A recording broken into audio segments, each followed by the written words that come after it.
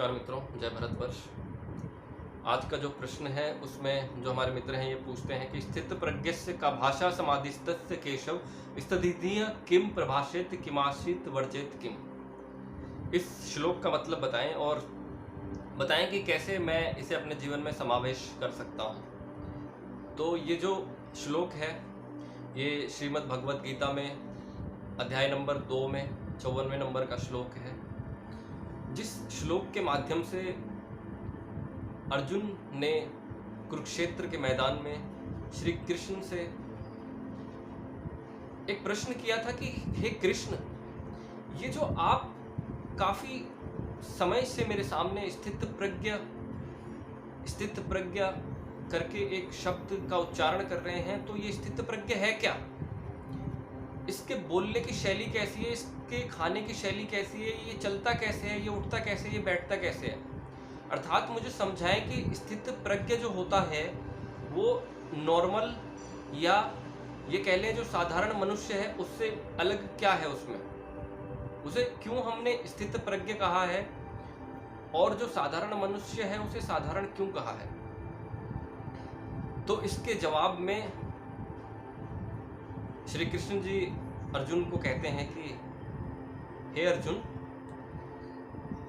प्रत्येक वह प्राणी, मैं इसमें खाली मनुष्य को ही नहीं सम्मिलित करूंगा, प्रत्येक वह प्राणी जो अपने निहित स्वार्थ को ध्यान में ना रखे, अपनी लाभ हानि को ध्यान में ना रखे, अपितु जो सर्व जन समुदाय के हितों के लिए कार्य करे, वह ही स्थित प्रज्ञ है।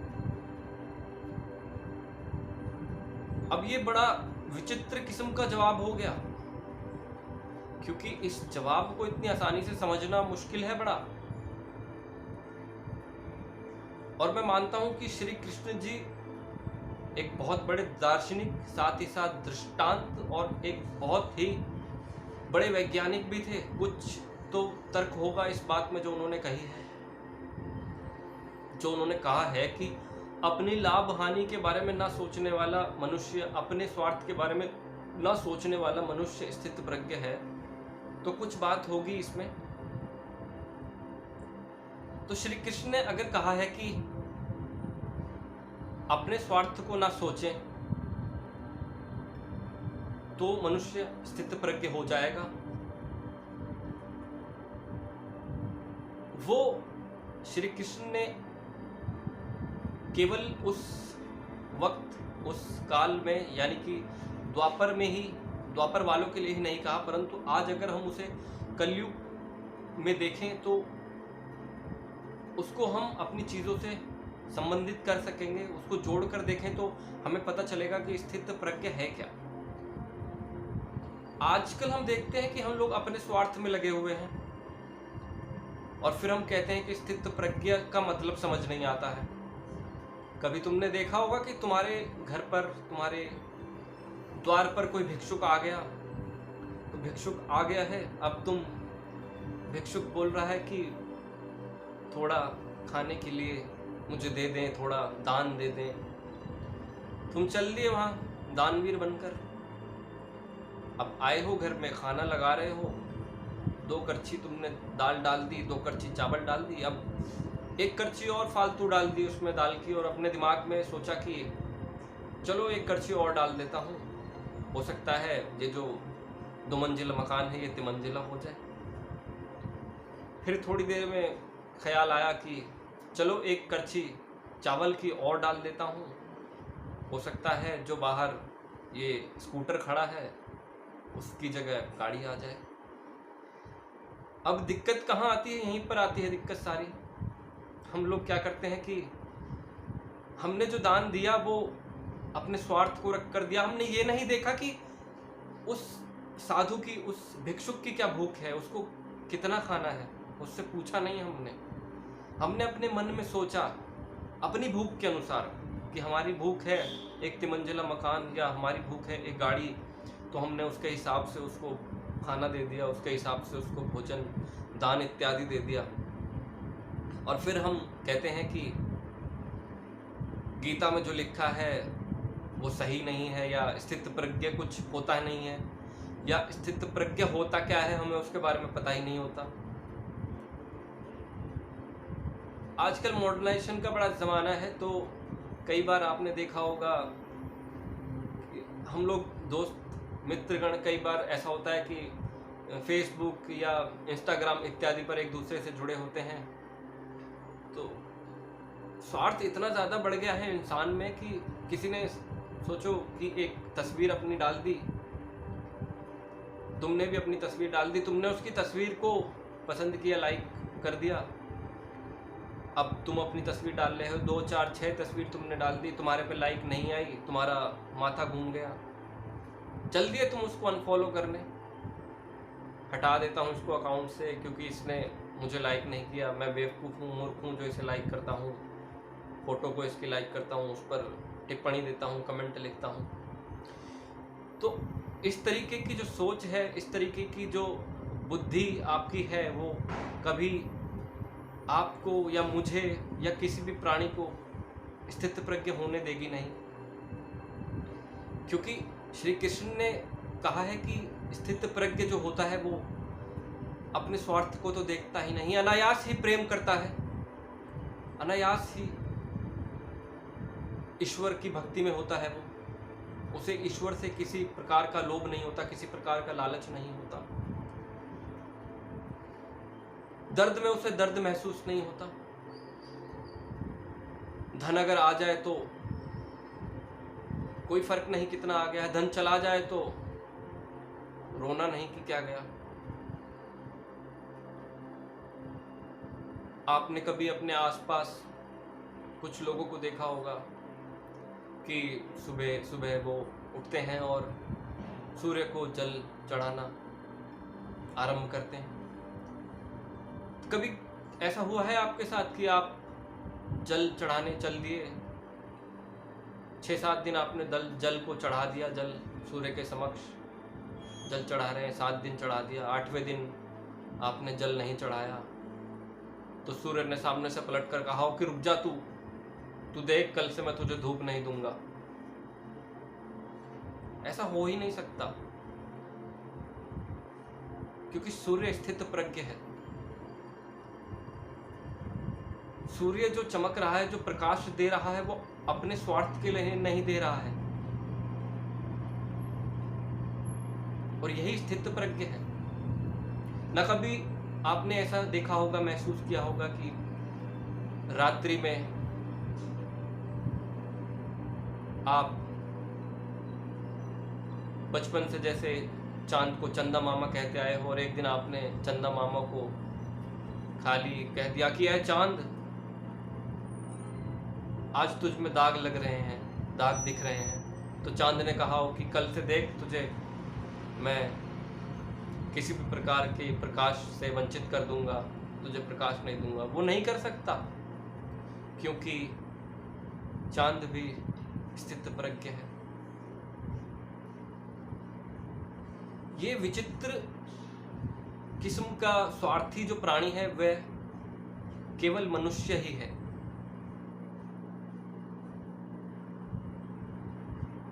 किसी किसी भाई बहन के घर में गाय होती है,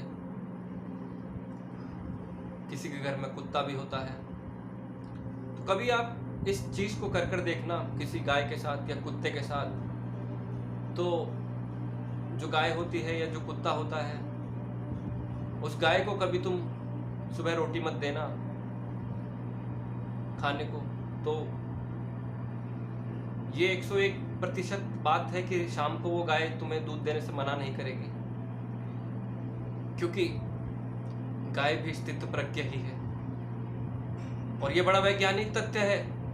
कई लोग कहेंगे कि मैंने इस स्थित प्रज्ञ को इन सारी चीज़ों से जोड़ दिया, जो शायद गलत है कई लोगों की दृष्टि में, पर ये मेरा दर्शन है, ये मेरी दृष्टि है।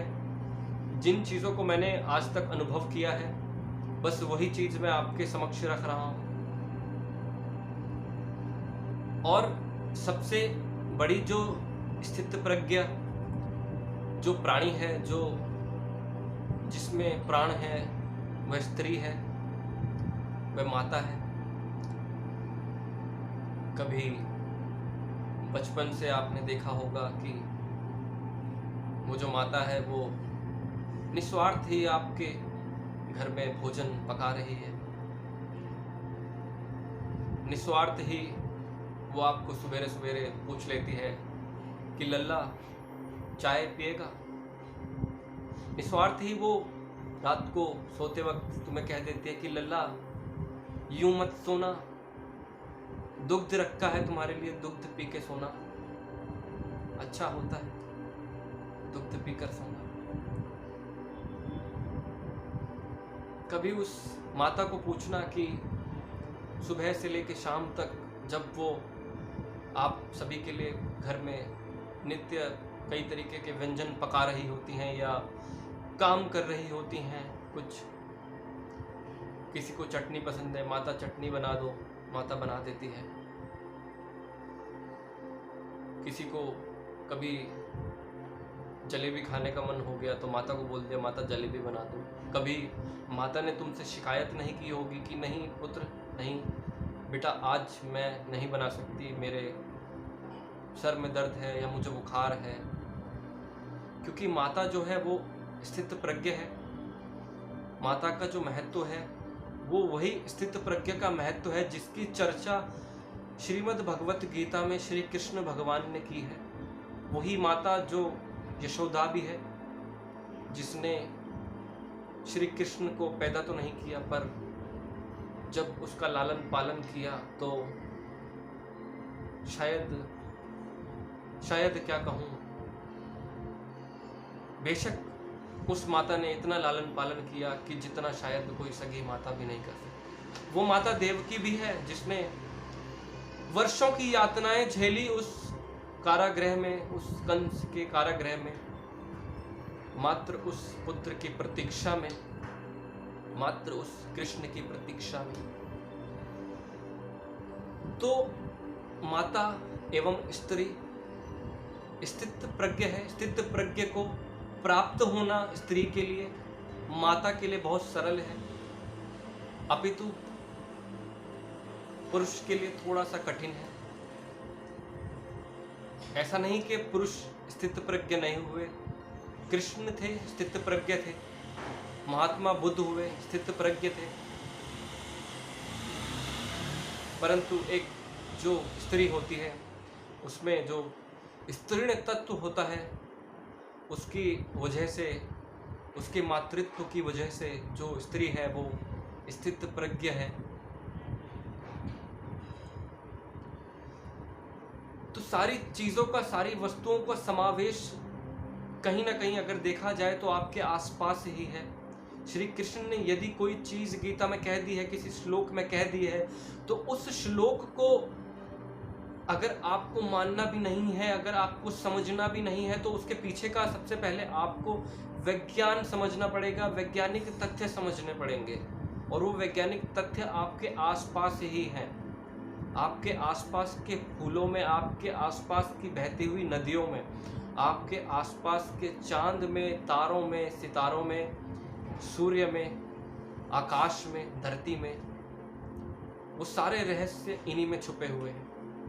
परंतु दिक्कत क्या है, परेशानी क्या है कि हम लोग उन्हें ढूंढते नहीं हैं अपनी दृष्टि से, या कह लीजिए कि हमारी दृष्टि पर एक जाला है, एक पर्दा पड़ा हुआ है, जिस जाले को, जिस पर्दे को हम हटाते नहीं हैं, जिसकी चिकित्सा हमने आज तक नहीं की है।